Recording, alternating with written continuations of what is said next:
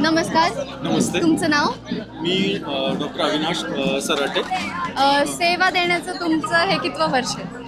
आम्ही सिम्बायसिस चा जो सौ शिलारा साळवे ट्रस्ट आणि सिम्बायसिस यांच्या संयुक्त विद्यमाने जो वारकरी दवाखाना चालतो त्याचं हे 26वं वर्ष आहे.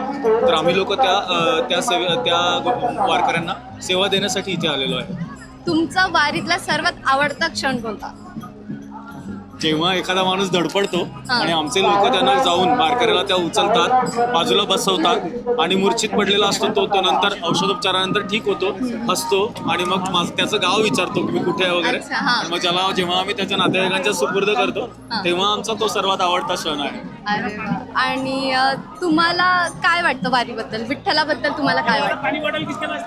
सर्वसामान्यांचं सर्वात आवडतं दैवत जर कुठलं असेल आणि सगळ्यांना म्हणजे कुणालाही वर खाली दूरचा जवळचा न करता सगळ्यांना सामील होता येईल असं महाराष्ट्राचं किंवा देशाचंच जे दैवत असेल, जिथे कुठेही गाजावाजा फार नाही आहे, अत्यंत साधी भोळी माणसं असतात, ते विठ्ठल आहे.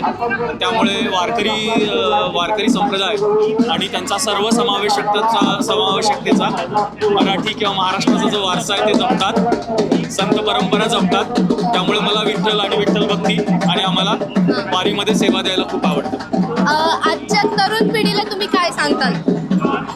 तरुण पिढीला म्हणजे आता मी तरुण समजून सांगूया की म्हणजे पुढे येणारी पिढी. हो, जेन झी पासून सगळ्यांना मी असं सांगू इच्छेन की वारकऱ्यांनी जपलेला संतांची जी परंपरा आहे की माणूस हा जन्मानी नाही कर्मानी मोठा होतो आणि सर्व माणसं समान आहेत. सर्व जाती धर्म पंथ प्रांत भेद विसरून, भाषा भेद विसरून तुम्ही भक्ती या गोष्टीमध्ये लीन व्हायचं किंवा माणसातच देव शोधायचा, ही जी काही भागवतांची किंवा यांची परंपरा आहे वारकऱ्यांची, तर ती आपण जपून पुढे चाललं पाहिजे.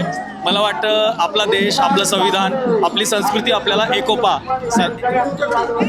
विविधतेमध्ये एकता शिकवते. तर त्या गोष्टीला आपण जपून त्याला वैज्ञानिकतेची जोड देऊन पुढे चालायला हवं. धन्यवाद. Thank you so much.